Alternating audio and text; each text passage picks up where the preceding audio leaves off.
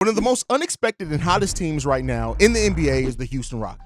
The Houston Rockets currently have the second longest winning streak in the NBA, second only to that of the Boston Celtics. And oh, by the way, they also have the second highest point differential next to any team in the NBA that's not the Boston Celtics as well. And while the Houston Rockets season was one that started off really well, right, with the new coach Ime Udoka coming in and Alfred Sengun stepping into a role of a player that they were really kind of building around, I'm going to talk to you about why, despite the Houston Rockets playing some of their best basketball and on the precipice of maybe pushing the Golden State Warriors out that last play-in spot, pretty big concerns coming down the stretch. What's going on? My name is Haize. This is Views from the Bleachers, hosted by Players Choice, and we're going to talk about the Houston Rockets today, and this is what I'm going to talk about. The Houston Rockets, when they got Alfred Sengun, who they traded two first-round picks, by the way, that did not convey, it set the stage for the Houston Rockets to get great value out of a player who was a former MVP overseas, and at that time, still an extremely young player. And while his rookie year kind of showed some flashes, wasn't overall too well, it was when his second season where he really started showing the flashes of the player that he could become. You then add in Ime Udoka coming in as the head coach in year three and really choosing to build his system around the skill set of Sengun that really set the Houston Rockets off to kind of start making a path for their future. And then when you look at it as well, Sengun became a player. He went from a player that you can build with to absolutely looking like a player that you can build around. Now, with that said, the Houston Rockets played some pretty solid basketball, had some questions, of course, on that. But then Alfred Sengun went down in a game against the Sacramento Kings. But then after that, that's when things started getting interesting for the Houston Rockets. At that point in time after that, they have not lost a single game since Alfred Sengun went down. And big part of that is their former number 2 overall pick in Jaylen Green.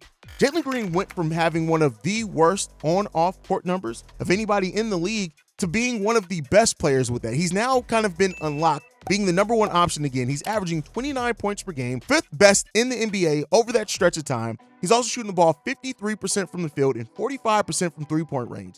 Prior to the injury to Alfred Sengun, he was shooting the ball 41% from the field and 32% from three, both career worst numbers for the young player who was a former number 2 overall pick. But then after Alfred Sengun went down, things started to change, right? We talked about the output offensively, but not only offensively, also he became a better passer. His decision-making came. He just became an overall improved player, even defensively, even though he still has some limitations defensively.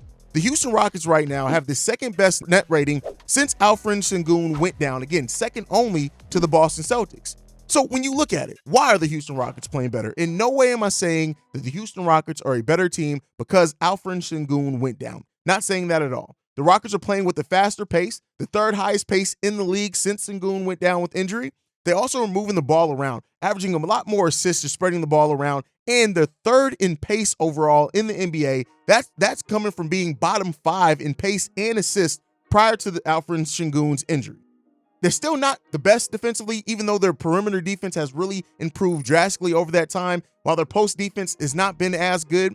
So you ask all that. With them playing better, winning more games, having one of the best differentials, as well as one of the highest winning streaks in the NBA right now, what's the problem? Well, the problem seems to be that Jaylen Green and Alfred Sengun just may not be playing well together. Now, there's enough reason to believe with how young these players are that there's enough time for them to figure it out. But on top of that, it seems like Jaylen Green is a more engaged player both offensively and defensively when he is the number 1 option on that Houston Rockets team. And can he adapt to that? Maybe, right? It's up to the Houston Rockets coaching staff to really kind of find a way for both these players to figure it out while they're on the court together. But Jaylen Green has really turned a lot of heads with his recent play and his recent efficiency as well. Not just, players can average more points when there are more opportunities there, but it's not just the fact that he's averaging more points. It's how he's getting it, how efficient he's getting it, whereas before, he was averaging those career lows that we talked about before. Both players right now, as well as we're adding to kind of the concern side of things, they're extension eligible, even though they're both restricted free agents in 2025. With the large contracts that the Houston Rockets gave to Fred VanVleet and Dillon Brooks, the veterans there, it's definitely impacted the Rockets' spending power, but it hasn't completely washed it up. The Rockets heading into next season have $29.9 million underneath the luxury tax, whereas a lot of teams are also going to be looking to avoid that second tax apron that becomes way more punitive from teams. But when you look at also extensions at some point coming to Cam Whitmore and Jabari Smith, both players as well who showed flashes for the Houston Rockets. The Rockets sit in a good problem to have, right? Having so much young talent that you really got to take a look at what and who is going to stick around. Is there a chance that the Rockets trade either Jaylen Green or Alperen Sengun? No, and they shouldn't.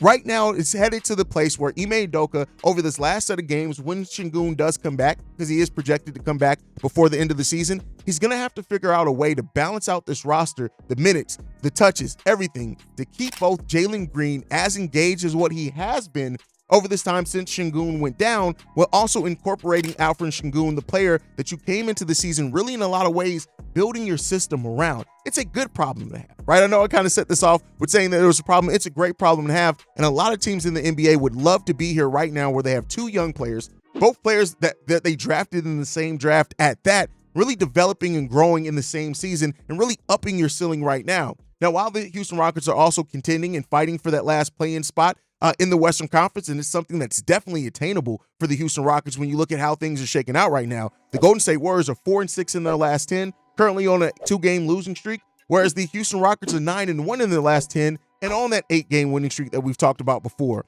This really could change the expectations of that play-in race, and the Houston Rockets are set to benefit greatly from it. But the bigger question is that when Alperen Sengun comes back, a player who was on the list for most improved player of the year in contention for that award, can you make it? Can Ime Udoka make it to where he figures out a system to make both these players work and look the best that they can while also keeping the team basketball, the increased pace, the increased efficiency, maybe even improving the defense with Sengun being back there as that center?